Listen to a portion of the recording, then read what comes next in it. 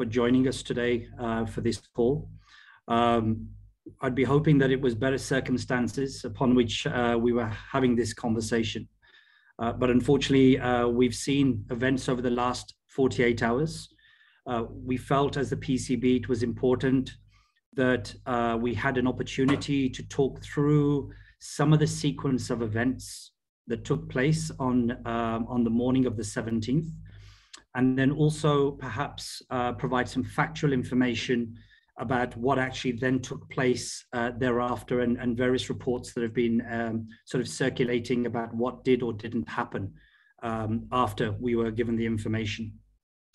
Firstly, at 3 a.m. On the day of the match on the 17th, on Friday morning, I received a call from the ESI head of security, Mr. Reg Dickerson, who is the security consultant for New Zealand, informing me that a report had landed on the government's desk of New Zealand through their government security agencies, stating that there was a threat on the New Zealand team, and that threat was direct and imminent on that particular day.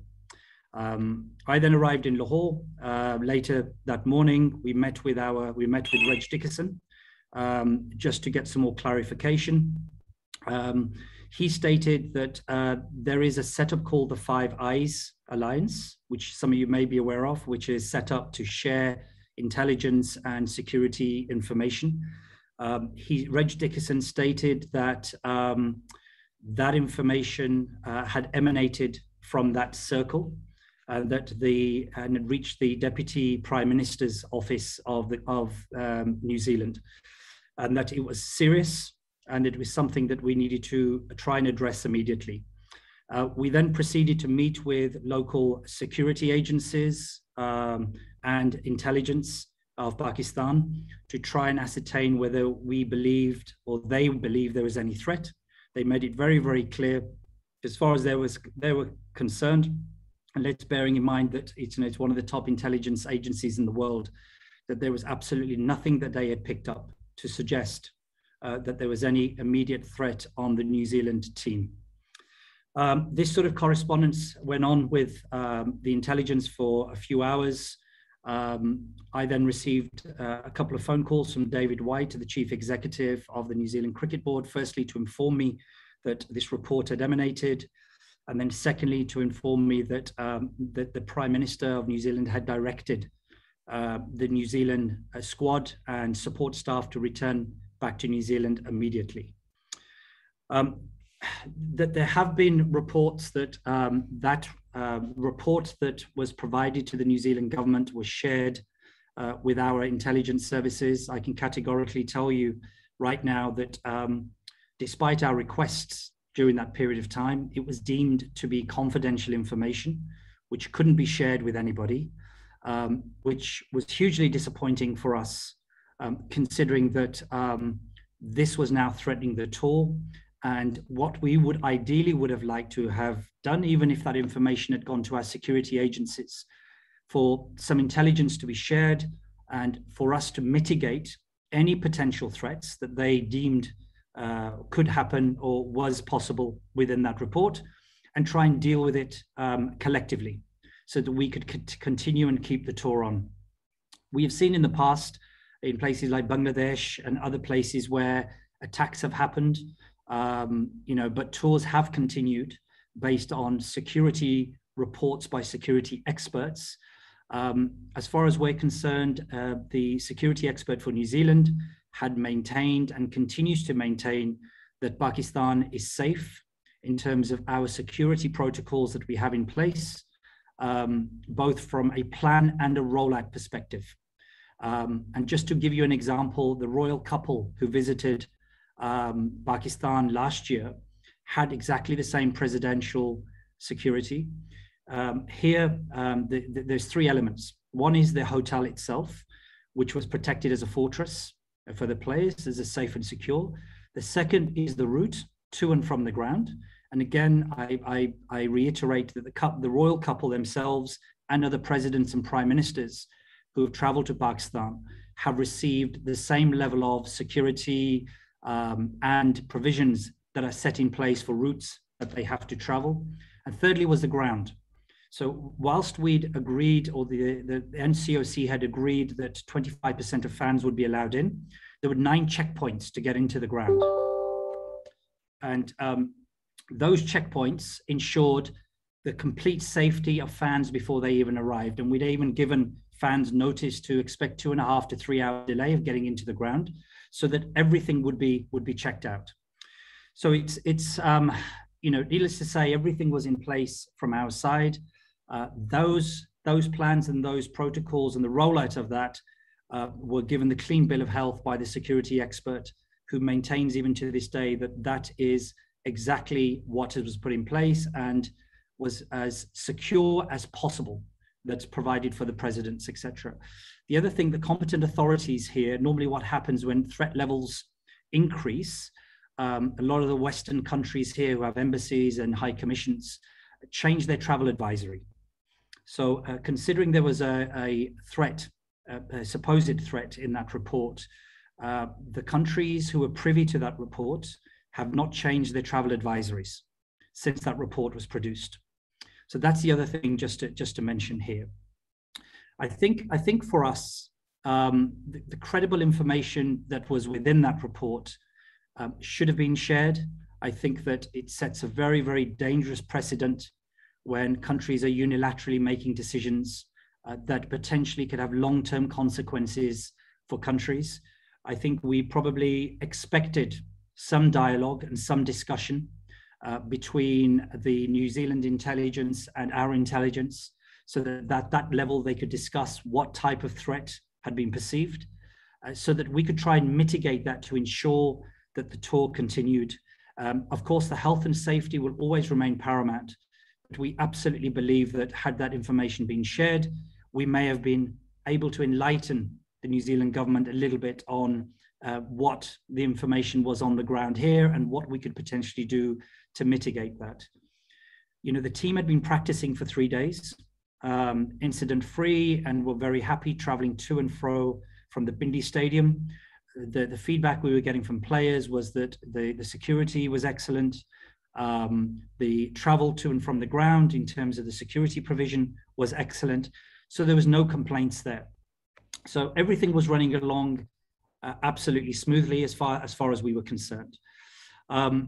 You know, we continue to have foreign visitors from all over the world coming into Pakistan and continue to come into our beautiful country.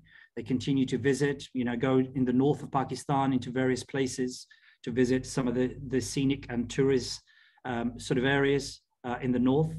And so, you know, for us, disappointment, despondency, and also potential ramifications and repercussions long-term for us. We have worked very hard from a journey that we started 5 years ago to get to where we are now. And over the last 2.5, 3 years, we've seen Test cricket return, the full resumption in what is probably the busiest cricket season that I think we've ever had in Pakistan history, with New Zealand, England due to arrive, also with the West Indies, and then Australia also due to come for the longest period of 40 days that they've ever been in terms of touring Pakistan.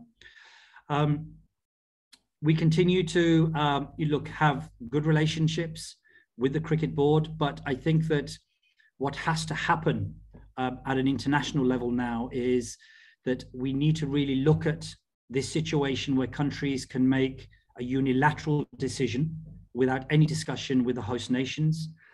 This is going to cost us millions of dollars.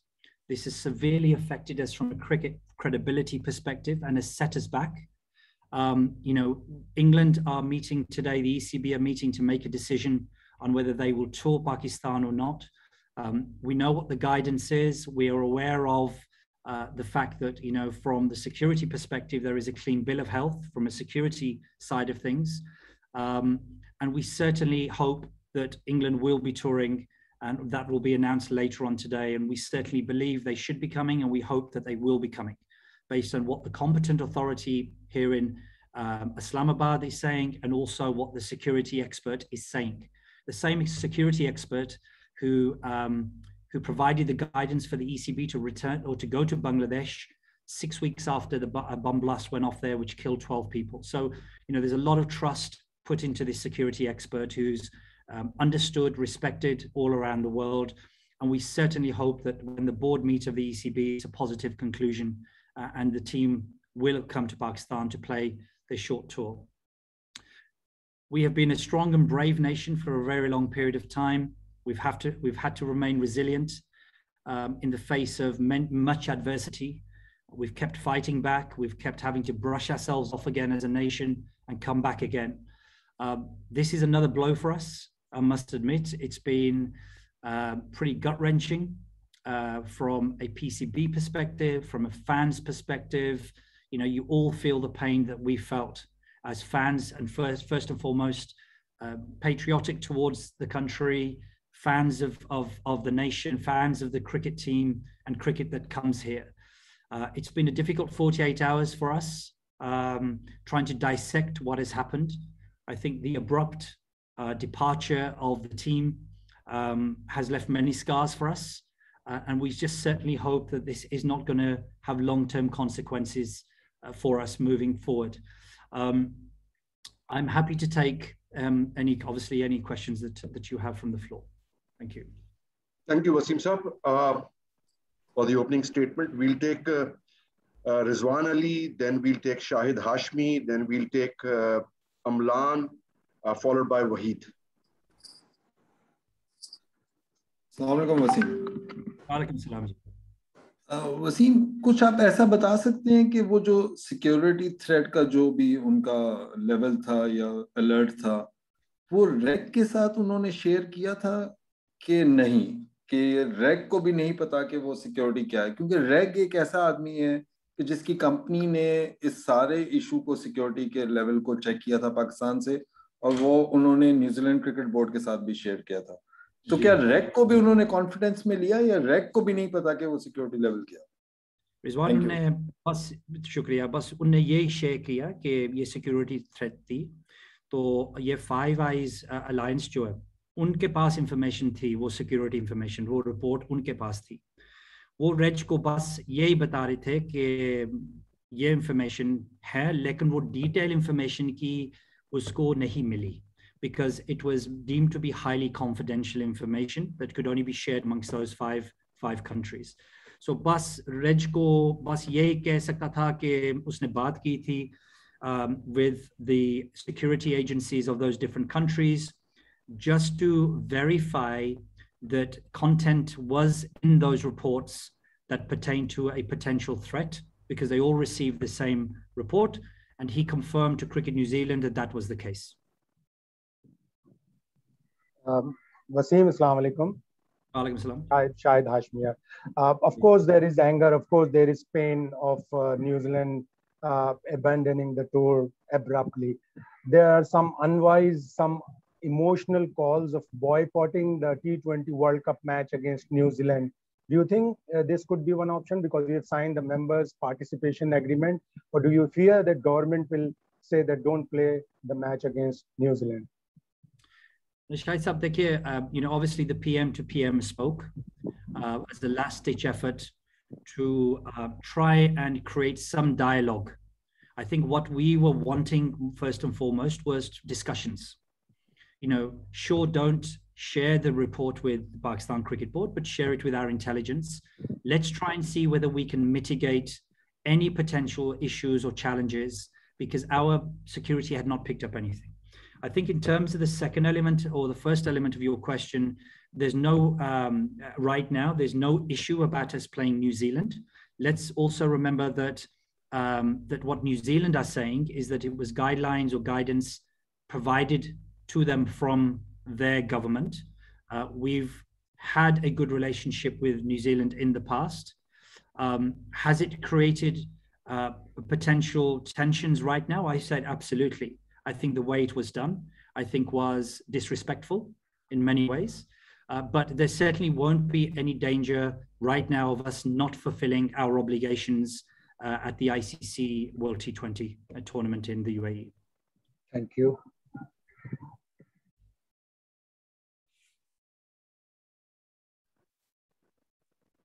Wahid Khan.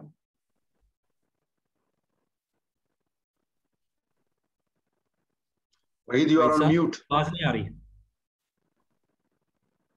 भाई साहब, आवाज नहीं आ रही. Okay, we'll move on. Danial and Ayush. हाँ समी सही हो गया. Can you hear me now? Ji ji. Wahid, we'll come to you later. Danial and then Ayush. Okay, okay. Assalamu alaikum, Wasim bhai. Wasim bhai, you said that obviously you've made plain your disappointment with the way New Zealand cricket did things. Like, I also detected a little bit in your tone a sort of helplessness about what can be done about it. So looking forward, immediately the first thing that jumps out is obviously the England tour. England accepted that they owed the PCB big time and the Indies Cricket Board for saving their season last year when Pakistan decided to tour. Do you think that can be leveraged? And does that mean that there is a realistic chance that the ECB honors that obligation to come to Pakistan? Because as you say, if Five Eyes ki taraf se intelligence hai, then obviously the UK is going to be in on that too. And then that same intelligence, if it worries New Zealand, it's probably going to worry England as well. Look, our understanding, Danial, is that from a security perspective, as I mentioned, the travel advisory is an indicator of threat levels. Most of the, not all of them, but most of them, the Western embassies and high commissions across the world use the travel advisory as an indicator of where the threat levels are. As it stands at the moment, the advisory has not changed from the British High Commission here, nor has it changed for the US, Canada, Australia, who are also part of that Five Eyes Alliance. You mentioned about the headlessness and, we feel that there isn't anything that we can do. I think there's a couple of things we have to establish here. One is there was no security breach, okay? And the tour was abandoned because of a perceived threat. The threat that was within that report was what we were saying should have been shared with our intelligence at that level so that we could try and mitigate it. Secondly, just as part of that is it sets a very dangerous precedent, Danial. Okay, if countries can unilaterally just leave countries or move out of countries or abandon tours, then it does affect relationships. Where does it leave us as a sport? We are told that our security provision is the best in world sport, and that comes from the security experts. If the potential threats or perceived threats cannot be discussed from a security high-level government to government level, then we have a real problem in cricket, because we have future tours coming up. And if this can just be done unilaterally, then I do believe it sets a very dangerous precedent. And this is something that needs to be discussed, I think, amongst the members to ensure that from a very basic courteous and respect level, that this isn't allowed to happen, because we still don't know what the repercussions of this will be. Time will tell for us.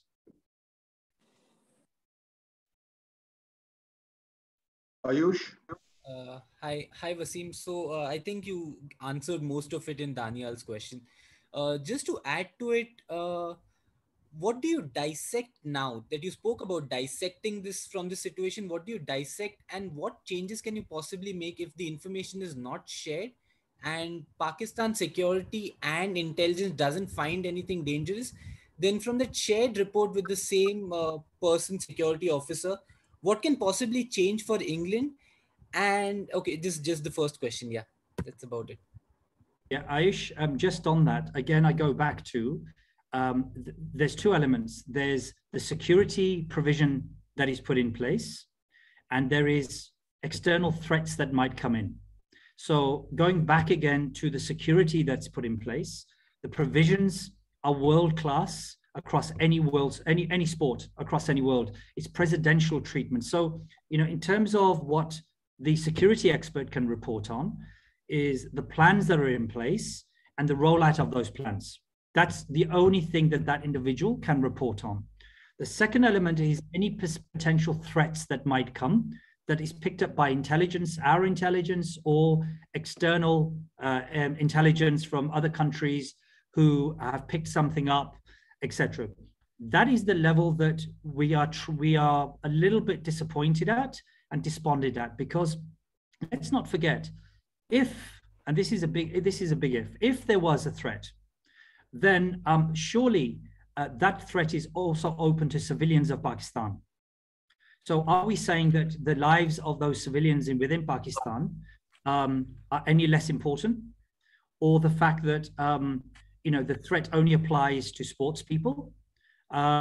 So, what we are saying is share that information. Let's work collectively as a cricket family. Let's find a solution. Let's see if we can mitigate. Because at the moment there's an inequality. And the inequality is, in some cases, is one rule for one, and then there's other rules for others. And that has to stop now, because this has hit us very, very hard. The consequences of this are going to be far reaching, financially and cricket-wise. And the abruptness of how this happened, you can understand the anger, the emotions, the feelings. We worked very, very hard day and night to get Pakistan cricket to where we are now. And look, we are not for any minute saying that there are any untruths in the reports that were produced. But what we are saying is, let's mitigate any potential threats together if there are any. And we weren't even given that opportunity, which is the disappointing part.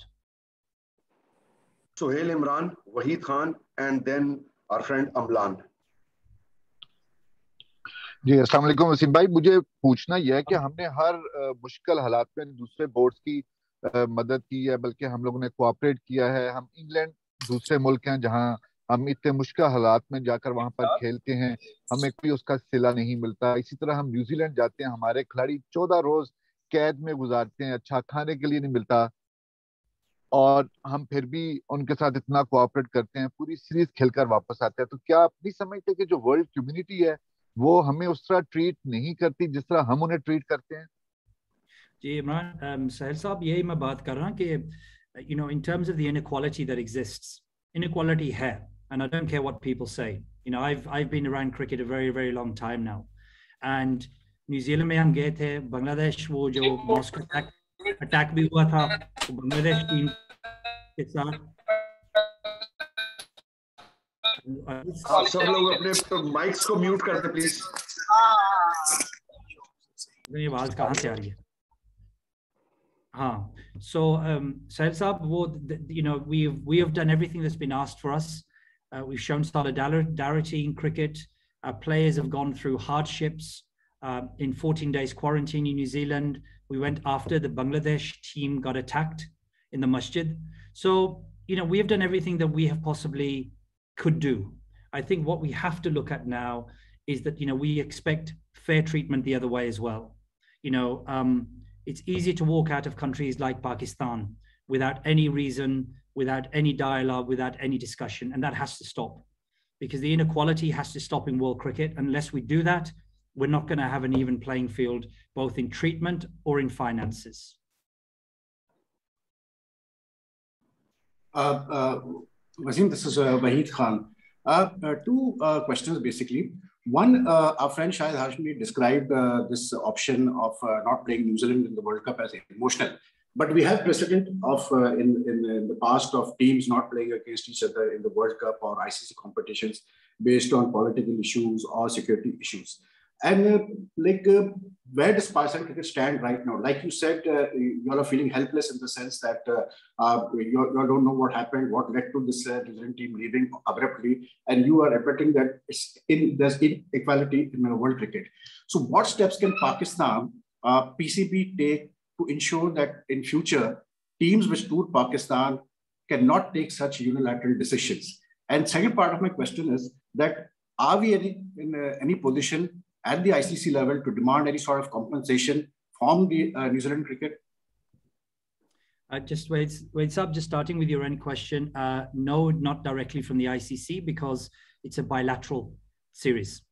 So the ICC view would be very, very clear that this is a bilateral series between both countries. Normally when there are disputes or issues, the ICC will come in and try and facilitate and find an amicable solution to that. So that's the first thing. We will, Ramiz Raja, Saab, myself, the chairman and myself will be taking this up at the ICC level, but also with Cricket New Zealand. And it is something that we will be pushing to have a discussion more broadly over this topic when we sit at the ICC table. Because as I say, is that, the issue we have at the moment is that people can unilaterally make that decision without any consequences for themselves. There is consequences for the others who are the recipients of that. And in this case, it was us. So is it fair that that can happen? Yes, we understand that there was guidance provided by the New Zealand government. But were we not owed, the respect to at least to have some dialogue to see whether we share that information security to security, to see whether we can mitigate the potential threats that they were saying with outlining report. We as the PCB didn't need to know what the threats were. That could have been done at security to security level. And you would hope that collaboration would happen at international level. We're all in it for the same thing. We all want to see a peaceful world. We all want to see a harmonious world. We all want to see a safe world. And if we're at that level, we are not able to share intelligence outside of a circle, which clearly is there, then it's going to make it very hard for other countries to be able to deal with and mitigate any potential threats there might be. So I think that, we won't be, as it stands now, I don't think the answer is not taking part or playing against New Zealand in the World Cup. I think we have a duty to the fans. We have a duty still to get out there and play. Our job should be to go out and win that match. This is an ICC World Cup, and our job is to go out and do that. And we'll continue to have dialogue and discussions offline. Myself and the chairman will continue to do that with the competent authorities. Amlan, Mohi Shah, and then Khalid H. Khan. Mr. Khan, my question is, do you think that this one step by New Zealand cricket, it can sort of potentially undo all the hard work that PCB has done over the last 5-6 years to bring international cricket back in Pakistan?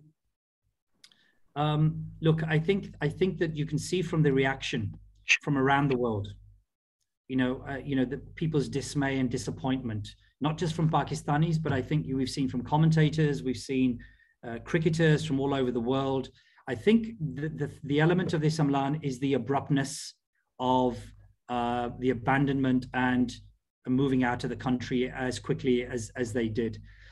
I think what is important for us is to just demystify any of the false understandings or information that might be out there. This was not a security breach. Let's make that absolutely clear.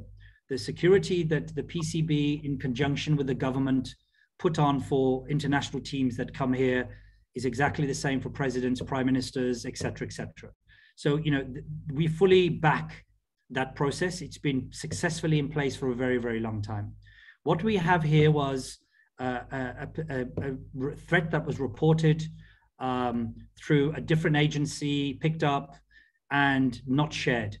My job and the job of, I think, the media is to make sure that we report correctly on this and the information is correctly disseminated in terms of the process that took place, why we're disappointed, and also the fact that what the consequences might be for us moving forward of this type of decision. So I think the purpose of this today was to kind of provide the background, provide the reasons why we have come out strongly as we have, and also what the consequences are. So hopefully what this forum has been about today has been outlining all of that so that we can get our point across from a factual point of view. Wasim, this is Moisha. Definitely such a pullout resulted in cricketing loss, financial loss. But what about the setback fans back home in Pakistan? They have been waiting for, for months and weeks to see New Zealand and Pakistan in action in one-day internationals and then T20 internationals. So what message would you give to the fans? Look, you can't defend it. I mean, it is out of our control, Moisab. I mean, it's something that, we share the agony, we share the disappointment. We were looking forward. We successfully hosted South Africa in February. And, we were ready for the most busiest time for us in terms of Pakistan cricketing history, with New Zealand, England, West Indies, the PSL in January, February time, and then Australia to come into play 3 tests, 3 ODIs, 2 T20s. That's an incredible summer of cricket for us coming ahead. So the financial losses, we're aware of, and we know we're counting and we're understanding what those losses are at the moment. But yeah, the credibility for us is the big thing, because we have done a huge amount of work in building our credibility back up again in world cricket. And I guess I will say that it's been the rug pulled from under our feet as quick as that. Within 10 hours, 8 hours, a decision was made to abandon the tour, to leave the country, and the New Zealand team are now en route back to New Zealand. And that's fundamentally wrong in my view, particularly when the information wasn't being shared. And I keep going back to this. Share the information with our security agencies. Let them assess with you. Let them work with you to see how real those threats are. Let's mitigate them together. Because the consequences to a country like Pakistan and New Zealand are aware how hard we've worked. A lot of work has been done behind the scenes to work with New Zealand to bring them to Pakistan. And at a drop of a hat, to just walk away and just leave us to pick up the pieces like this, I'm sorry, but my view is that dialogue should have taken place. We may have reached the same conclusion. It may have been that the New Zealand cricket may have said our government are adamant they must return, in which case there isn't a great deal we do. But let's try and work it out together. Sit around the table for a few hours. Let's understand what those risks are. Let's mitigate them together so that the tour can continue. Months and months of work has gone into this, and I think that's the disappointment. And within 6-7 hours, it just gone from under us. With everything running so well, they'd been in the country 3 or 4 days, 5 days, everything was going smoothly. And so, I think this is what we're trying to come to terms with.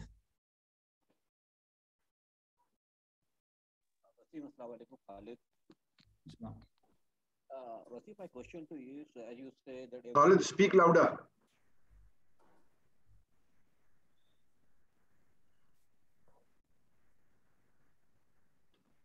As you say, the information was not shared. So, can you hear me? Yes. Hello? Yeah. Information was not shared between the intelligence agencies of both countries. Do you think we cannot rule out that it could be some kind of hoax that they would have done to undermine Pakistan cricket or Pakistan as a country? And my second question is, as some of my friends said that Pakistan should not be playing New Zealand in the World T20 Cup. Is there a possibility that Pakistan should play them, but under protest by sporting black armbands? Look, firstly, in terms of your question about the hoax, look, let's not speculate. I think that all we can go with is what we were told, and obviously the sequence of events, which is what I want to discuss and which I have been discussing with you today.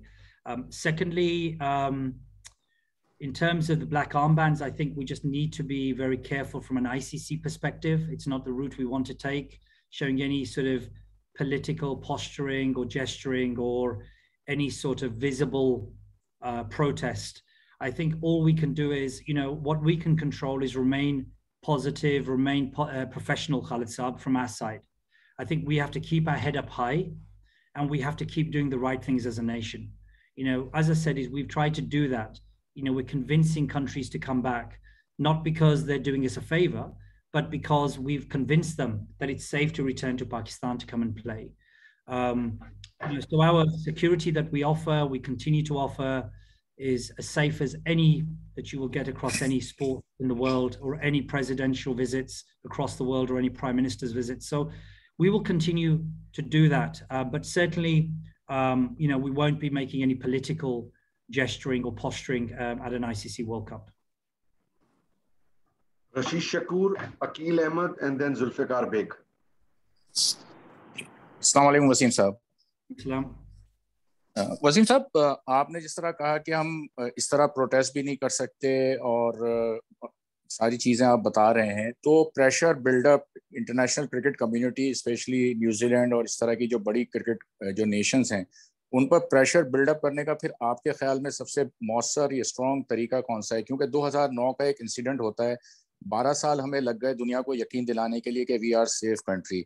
हम Zimbabwe, Kenya नहीं है, हम Pakistan cricket board है, Pakistan cricket team है जो किसी भी tournament में जाती है, वो सबसे एक्साइटिंग टीम होती है, उसके बगैर कोई इंटरनेशनल इवेंट का तस्वुर नहीं है। तो हमें तो इन्होंने एक अरसे तक तनहा कर दिया, लेकिन अब हम क्या फिर दोबारा उसी उसमें गुम हो जाएंगे कि हमें दुनिया को दोबारा यकीन दिलाने के लिए 10-20 साल लग जाएंगे कि कि हम सेफ कंट्री हैं, आओ हमारे साथ खेलो, क्योंकि वो तो एक यकतरफा फैसला कर रहे हैं, लेकिन हम हर चीज को कहते हैं कि इमोशनल नहीं होना चाहिए। तो इस सिलसिले में फिर प्रेशर बिल्डअप करने का नॉन इमोशनल तरीका आपके ख्याल में क्या होना चाहिए sir? Thank you. There's two avenues for us. पहली एवेन्यू ये हमने डायरेक्टली हमने न्यूजीलैंड क्रिकेट को खत भी लिखा. So that's something privately that we will take up directly with New Zealand Cricket, which the chairman has sent a letter to their chairman. Secondly, this will be picked up with the ICC. So what is the biggest issue that we have now? The biggest issue is to stop anything like this being allowed to happen unilaterally. What we can do, that's something for the ICC and for us to have a discussion. Because once the intelligence forces or securities agencies are involved, the argument might be that, look, that then gets escalated up to government level. It's then out of our hands as a cricket board.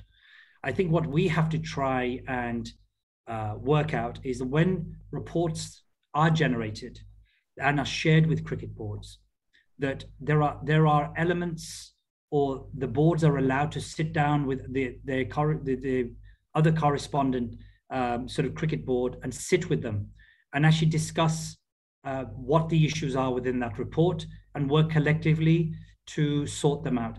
If we didn't go to New Zealand, okay, after the Bangladesh attack and said, sorry, we're not going, what would have been the implications for Cricket New Zealand, right? We could argue that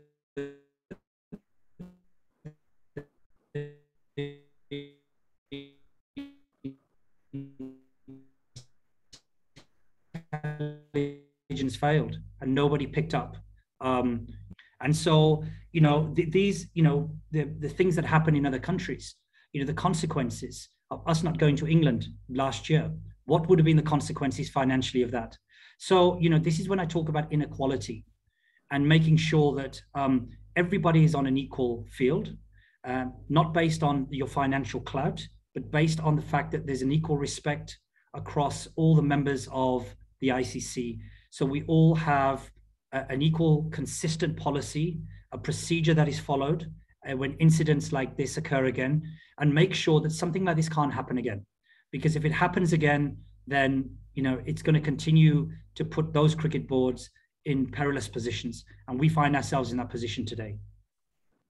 Thank you, gents. We are a little bit short on time, so zara sawal bhi chote rakh le, please. Akil and then Zulfikar Beg.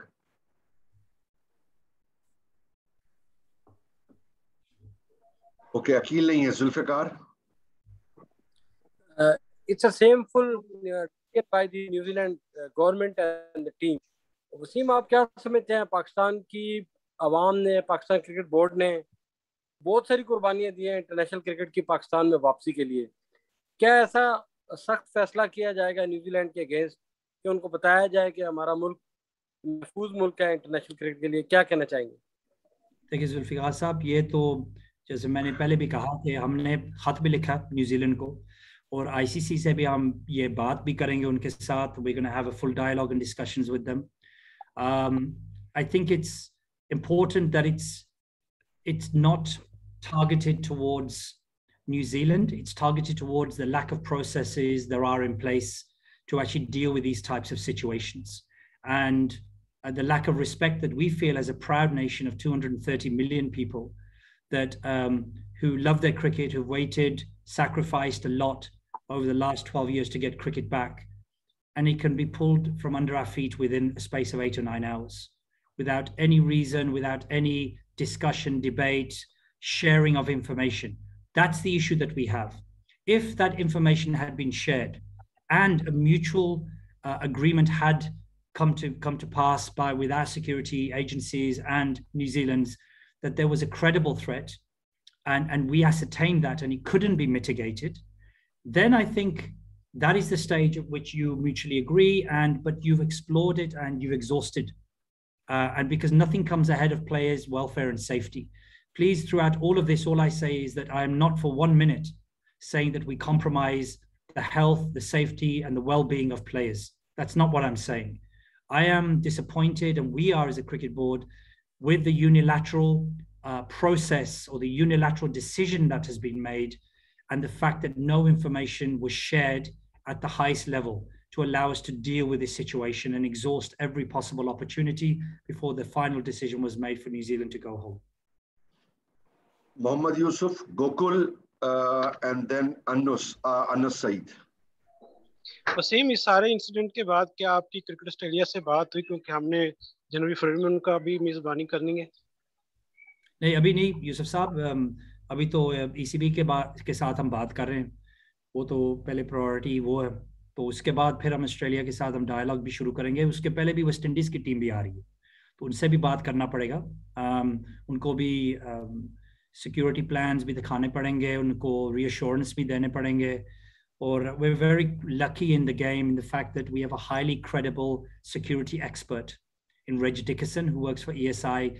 They are world renowned, they are respected, and they are the security agency that many cricket boards use and listen to and take on board in terms of their reports, and are generally confident to go ahead with whatever information they provide. They will never put anybody at risk. They will always provide an honest assessment. Their honest assessment right now is Pakistan, as far as they are concerned, from plans and rollouts of the security plans, is as good as anywhere in the world at the moment. Wasim, hi. I just wanted to ask you, has there been any communication from the New Zealand board ever since the players have left Pakistan? No official correspondence.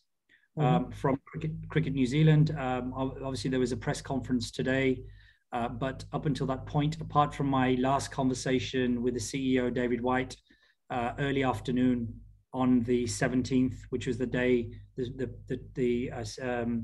tour was abandoned, no, we haven't received anything in writing from Cricket New Zealand, but we have written to Cricket New Zealand. Thanks, Wasim. अच्छा वसीम भाई, मेरा सवाल ये है कि साबिक chairman PCB एहसान मानी ने कहा था कि हम अपनी क्रिकेट होम सीरीज जो है वो पाकिस्तान में खेलेंगे। अगर खुदा ना खास्ता इंग्लैंड नहीं आती है तो हमारा स्टांस यही होगा कि हम इसमें कोई चेंज भी ला सकते हैं? देखिए अनस, अच्छा सवाल है आपका। I think right as it stands at the moment, we have no plans to go abroad to play our cricket. It's taken us a long time to return. We are adamant that we remain safe, but of course we've also always got to have contingency and backups.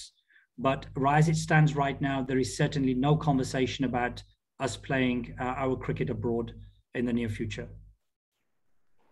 Okay, we had the first round of questions. Mera nahi khayal ke koi reh gaya hai, but I've been requested by Daniel and Wahid for one question each, and then we'll wrap up the session. Wasim bhai, one follow-up. Aapne kaha tha David White obviously gave a press conference today, said they would be in discussions with Pakistan. Though I just wanted to ask specifically, what have you written to New Zealand cricket? You said you'd written to them. And is there anything that you can share about whether there's optimism or pessimism when it comes to the England tour? Because aapne kaha that they'll make a decision soon. But is there anything that you can tell us about that at this stage? Firstly, I can't disclose any contents of what we've written to Cricket New Zealand. That's between us and Cricket New Zealand. Secondly, in terms of what is in place, ultimately the ECB board will make a decision. There's two elements that I guess every board looks at. One is the advisory that is within that particular country they're going to. And secondly, it's around the security provision that is put in place directly for the team. So as I mentioned, from both of those angles, we have been told that there's a clean bill of health and there's confidence on both of those sides. But ultimately, look, the decision is the ECB boards, and we'll have to wait and see.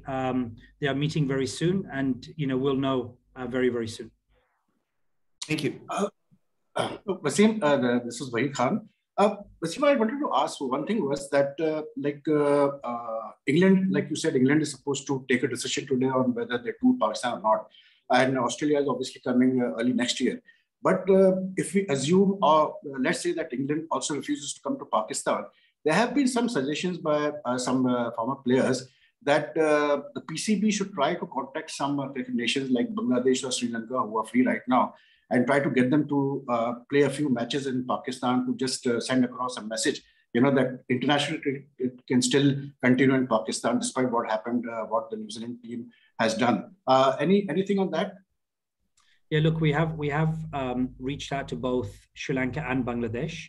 Unfortunately, because it's very short notice, there was a strong willingness to come and play, but unfortunately, logistically, it's difficult for them. They have plans. Players are dispersed in Bangladesh in terms of different places.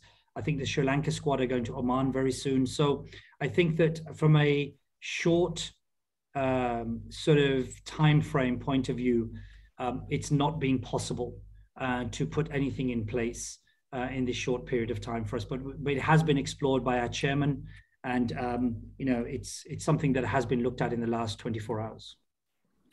Thank you. I hope Wasim Saab has answered all the questions and there is nothing pending. Gentlemen, thank you very, very much indeed for your time. It's much appreciated. Thank you, Wasim Saab, for your time. Gentlemen, have a great evening, whatever is left, and we'll stay in touch. Thank you very, very much indeed. Oh, shukriya ji. Thank you.